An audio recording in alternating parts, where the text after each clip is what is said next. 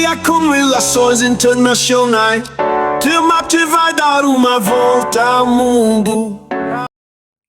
Buenas, que tal? Seja muito bem-vindo ao Mateando com Relações Internacionais. Eu me chamo Mirabô, sou estudante de Relações Internacionais da Universidade Federal do Rio Grande do Sul e este é mais um episódio do bloco Bombeando para o Mundo, no qual nós conversamos sobre as principais notícias que vêm do mundo. Então vamos começar conversando um pouco sobre a escalada no conflito na Ucrânia. O presidente dos Estados Unidos, Joe Biden, nos últimos momentos de seu mandato, ele veio ao Brasil para a cúpula do G20 e daqui ele liberou a utilização de mísseis de longo alcance estadunidenses pela Ucrânia para que a Ucrânia ataque o território russo. A França e o Reino Unido, seguindo a liberação dos Estados Unidos, também liberaram a utilização de seus mísseis de longo alcance para atacar o território russo. Em resposta a isso, o Kremlin, o governo russo, atualizou a sua doutrina nuclear, estabelecendo que ataques de uma potência não nuclear com o auxílio de uma potência nuclear vai ser considerado a partir de agora um ataque conjunto contra a Rússia e está passivo de receber uma resposta à altura por parte do Kremlin, mesmo sendo esta nuclear. Não demorou muito para os ucranianos de fato atacarem o território russo com esses mísseis de longo alcance, e a Rússia respondeu atacando pela primeira vez com um míssil balístico intercontinental, claro, sem ogivas nucleares, mas com capacidade para transportá-las. Esses mísseis balísticos intercontinentais são a base da dissuasão nuclear russa. É um sinal por parte do Kremlin de dizer, olha, nós estamos prestes a usar o nosso arsenal nuclear contra esse tipo de agressão. Não façam. Eles estão colocando ali um limite que, aparentemente, os estados que estão em conflito com a Rússia e agora, como eles alteraram a sua doutrina nuclear de que um ataque por uma potência não nuclear auxiliado por uma potência nuclear seria um ataque conjunto, então oficialmente, formalmente, esse ataque que a Ucrânia fez com mísseis dos seus aliados é um ataque dos seus aliados em conjunto com a Ucrânia contra a Rússia. Então, como o próprio Kremlin anunciou, é uma escalada em direção à Terceira Guerra Mundial que o Ocidente estaria fazendo. Pode ser que muito do que está acontecendo não esteja de fato claro para quem está acompanhando o canal. Eu logo vou lançar um vídeo aqui no canal sobre um livro que vai ter o título do livro, que é A Tragédia das Políticas das Grandes Potências, de John Mearsheimer, que é o livro que inaugura a teoria do realismo ofensivo, que, a meu ver, é a melhor teoria para compreender o que está acontecendo hoje na Ucrânia. Na realidade, ela é, a meu ver, a melhor teoria para entender o porquê e como os estados fazem a guerra. E muitos teóricos, inclusive, que são adeptos de outras correntes teóricas, têm se utilizado do realismo ofensivo para poder explicar o conflito na Ucrânia. Então, eu recomendo que assistam, porque ali, qualquer lacuna que for deixada ao longo dos vídeos, vocês vão com certeza conseguir sanar ali e compreender todo o processo que está se desenrolando no mundo hoje. Mas então, corremos o risco de ver um ataque nuclear, de ver o início de uma terceira guerra mundial? Vamos com calma. A meu ver, em primeiro momento, é sim muito relevante essa atualização da doutrina nuclear russa. Os russos já vêm com uma tese, mas ainda informal, de que a guerra é entre a Rússia e a OTAN, não entre a Rússia e a Ucrânia, que a Ucrânia seria, na verdade, uma guerra por procuração. A OTAN estaria lutando contra a Rússia por meio de um terceiro, para ser essa indireta, para não ter esse conflito tão grande já de cara. Agora a Rússia reconhece oficialmente que todos os países que estão ajudando a Ucrânia a atacarem o seu território são co-atacantes, digamos assim, estão também atacando a Rússia. Os países que liberaram seus mísseis para que a Ucrânia utilizasse dentro do território russo são os Estados Unidos, o Reino Unido e a França. Então, à medida que esses mísseis forem sendo usados, esses países são considerados também agressores contra a Rússia. E aí, são potências nucleares, os três. A Rússia, ela precisa tentar fazer uma certa dissuasão, ela precisa tentar, ela não vai evidentemente atacar esses países, seria uma guerra declarada contra a OTAN, contra outras potências nucleares, que não teria vencedores. Então o que ela precisa é conseguir criar uma sensação de coerção, ela precisa impor limites que sejam levados a sério, né? Colocar, tipo, ó, daqui vocês não podem passar, a guerra vai até aqui, né? E tentar esperar, a meu ver, a ascensão de Trump nos Estados Unidos. Porque a grande promessa de Trump em relação à guerra na Ucrânia é acabar com a guerra. E como eu já expliquei aqui em outro vídeo, no que eu falei sobre como seria, né, as relações internacionais de um governo Trump, o mais provável que ele faça é corte os investimentos para a Ucrânia, faça o Zelensky sentar numa mesa com o Putin e negociar a paz, mesmo que isso implique na cessão de territórios ucranianos para os russos.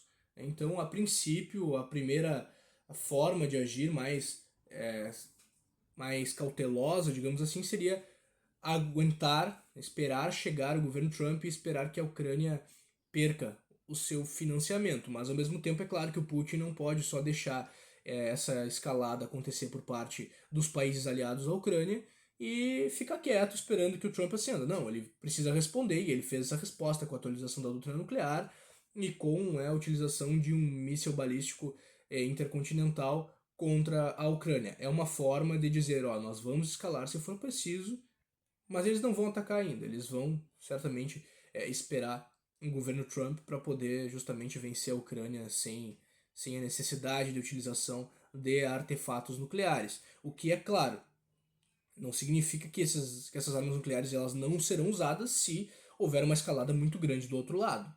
Dependendo de como os ucranianos, de como os aliados da Ucrânia utilizarem esses armamentos contra a Rússia até lá, não é impossível que a Rússia se utilize eventualmente de uma arma nuclear tática, de menor potência, não as estratégicas grandes que nós estamos acostumados a imaginar, mas uma arma nuclear tática, para deixar claro que eles estão sim dispostos à utilização de suas armas nucleares. Isso seria trágico para a Rússia em termos daquilo que eles estão conseguindo, daquilo que lhes é vantajoso em termos de opinião pública no Ocidente, como esse apoio ao Trump acabar com a guerra, mas não é impossível que isso aconteça dependendo das ações de Kiev e dos seus aliados. Mas eu imagino que, a princípio, essas agressões serão contidas, essa escalada será contida pelo menos até a ascensão de Trump. Mais algumas coisas que são importantes de ressaltar sobre essa nova escalada no conflito na Ucrânia é que essa atualização da doutrina permite aos russos, e eles já estão afirmando isso, que eles podem atacar alvos desses aliados da Ucrânia em território não necessariamente ucraniano. Isso não significa também necessariamente um território contra seus países, mas, por exemplo, a porta-voz do Kremlin anunciou que um dos alvos que já está na mira de um possível ataque russo seria um sistema de defesa antiaérea estadunidense que está na Polônia, que é um dos países mais preocupados com a possibilidade de conflito direto com a Rússia. Além disso, Vladimir Putin afirmou que vai avisar publicamente as populações das regiões que forem ser alvos de ataques russos para evitar perdas humanas desnecessárias, uma questão humanitária. Vale ressaltar que esse último ataque que a Rússia fez com um míssil balístico intercontinental em solo ucraniano, ele foi avisado aos Estados Unidos. É comum desde a Guerra Fria que, na época, a União Soviética e os Estados Unidos se comunicassem quando fossem utilizar armamentos que simbolizassem uma escalada, especialmente armamentos nucleares, para evitar uma resposta, para evitar uma retaliação. Então, eu estou te alertando que eu vou fazer tal coisa, eu não tenho intenção de te atingir com isso, então não precisa se preocupar. É basicamente isso que eles fazem, é uma forma de evitar uma escalada descontrolada. Então eles tentam manter ali os ânimos e foi o que fizeram agora na Ucrânia e é o que os russos prometem fazer no futuro em relação a essas populações e também, claro, nesse caso seria para, a princípio, evitar morte da população e atingir os alvos com os objetivos militares, passar o recado para os governos, enfim. Agora indo para o conflito no Oriente Médio, essa semana o Tribunal Penal Internacional decretou a prisão do primeiro-ministro israelense Benjamin Netanyahu pelas acusações de genocídio. O que significa isso? O Tribunal Penal Internacional ele é válido para os países que são signatários de seu tratado de fundação, ou seja, não são todos os países que reconhecem a autoridade do Tribunal Penal Internacional, Os Estados Unidos, por exemplo, não reconhece essa autoridade, a Rússia também não reconhece, enfim. O Brasil é, claro, um signatário. O Putin, né, no passado também recebeu essa ordem de prisão, por isso gera aquele constrangimento quando vai ter algum evento no Brasil, de se o Brasil vai ou não prender Putin por conta, né, da ordem do Tribunal Penal Internacional, que na prática faz com que o Putin não venha, justamente para não gerar esse constrangimento, né? Porque de um lado o Brasil teria que cumprir o tratado, mas de outro ele não vai prender o presidente da Rússia, que é uma das maiores potências nucleares. É uma questão de poder, não tem como. E essa ordem agora foi expedida contra Benjamin Netanyahu. O que significa essa ordem? O Tribunal Penal Internacional ele só julga pessoas que estiverem sob sua custódia. Então, antes de haver um julgamento sobre acusações, ele precisa prender esse indivíduo. Então ele lança a ordem de prisão e caso essa autoridade pise em um território que seja signatário do tribunal, as autoridades locais têm que prendê-lo e enviá-lo para a Haia para ser julgado por seus crimes. É claro, não é algo que vai acontecer agora, assim como tampouco aconteceu com Putin, já que eles estão em seus países, são os dirigentes de suas máquinas estatais, e é claro que eles não vão simplesmente se entregar para ser julgados pelos crimes dos quais estão sendo acusados. Então, isso na verdade é interessante, porque também é uma demonstração de como a percepção no conflito no Oriente Médio se alterou desde o seu início. No início era Israel está respondendo a uma agressão de um grupo terrorista. Agora é, olha, o governo israelense está se passando, ele tá realizando genocídio, então nós precisamos fazer algo em relação a isso. Então há uma mudança de percepção. Agora o Tribunal Penal Internacional oficializa isso, dizendo que existem acusações formais contra Benjamin Netanyahu e ele precisa ser preso para ser julgado. Isso não vai acontecer. Não existe nenhuma força internacional que vai entrar lá e prendê-lo agora. Isso é mais por uma perspectiva de que se eventualmente Netanyahu cai e é preso por algum país signatário, ele é levado a julgamento. O mesmo vale para o Putin quando ele foi acusado, também não é algo que vai acontecer agora, é algo para caso eventualmente ele saia do poder e seja preso por alguma autoridade de um país signatário, ele seja levado a julgamento. Outro ponto que é bastante interessante de tratar aqui é justamente, né, o G20 aconteceu aqui no Brasil essa semana, a reunião das 20 maiores economias do mundo. Recebemos aqui no Brasil líderes de diversos países, de grandes potências. E uma das questões que mais gerou polêmica foi a possibilidade de firmar-se o acordo entre o Mercosul e a União Europeia, um acordo de livre comércio. O que acontece?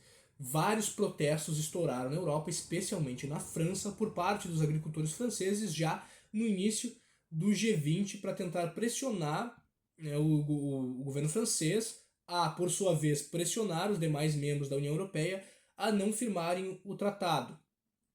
O que acontece é que esses agricultores franceses, em geral os agricultores da Europa, eles são bastante protegidos para poder manter o seu setor da economia.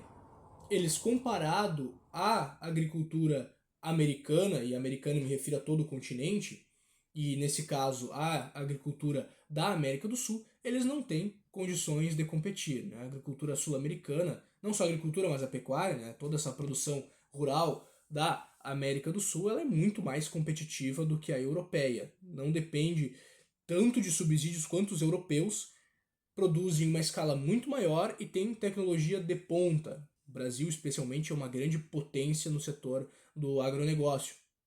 E o medo desses produtores rurais da Europa é que, com a abertura do livre comércio, ainda que a indústria europeia fosse ganhar, porque teria um acesso mais facilitado aos nossos mercados sul-americanos, o agronegócio europeu quebraria, né? Porque o que seria beneficiado por nossa parte seria o nosso agronegócio, que é muito mais competitivo e conseguiria entrar na Europa com produtos em maior abundância e em menor preço, e aí derrubaria os produtores locais. Isso tem gerado muitos protestos, muitos conflitos políticos na Europa ultimamente. Né? Há pouco tempo atrás nós vimos aqueles agricultores franceses colocando dejetos de animais na frente dos prédios públicos em Paris, e agora também esse protesto é uma pressão.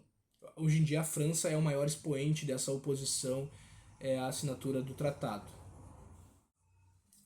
Outro ponto que vale a pena comentar aqui é a participação argentina no G20. O presidente Javier Milei, que participou da cúpula, afirmou não estar de acordo com muitos dos pontos da resolução final do G20, inclusive a questão da participação estatal no combate à fome. O presidente brasileiro, Luiz Inácio Lula da Silva, tem trabalhado tentando mover os países para chegar em acordos, em metas para o combate à fome. Javier Milei, como um liberal extremo, afirma que o livre mercado já tirou 90% das pessoas da pobreza e que só ele poderia regular as relações. Isso vai na contramão do que os demais países têm buscado, que é justamente o Estado utilizar o seu poder, a sua atuação, para poder reduzir a desigualdade, para poder acabar com a fome, reduzir a miséria e as necessidades da população. Além disso, parece ter havido um desentendimento entre o presidente da Colômbia e o presidente da Argentina. Não foram divulgadas gravações, mas aparentemente houve uma briga entre as duas autoridades. O presidente colombiano afirma que teria sido em relação à tecnologia, mas não temos mais informações a respeito. Bom, pessoal, este foi o vídeo de hoje, este foi o Bombeando para o Mundo da semana. Espero que tu tenha gostado, deixa teu comentário, se tem alguma pergunta, alguma sugestão, alguma discordância do que eu disse, fiquem à vontade, eu vou ficar muito feliz de ler e de responder cada comentário. Te inscreve no canal, ativa o sininho para acompanhar os demais vídeos, especialmente lembrem, logo vai sair um vídeo sobre a tragédia das políticas das grandes potências para entender os fundamentos teóricos do porquê e como os estados fazem guerra, melhor teoria para explicar esse aspecto das relações internacionais. Da mesma forma, compartilhe o vídeo para que outras pessoas também possam ter acesso a este conteúdo. Serva o teu mate e vem matear com relações internacionais. De matear com relações internacionais. Teu mate vai dar uma volta ao mundo.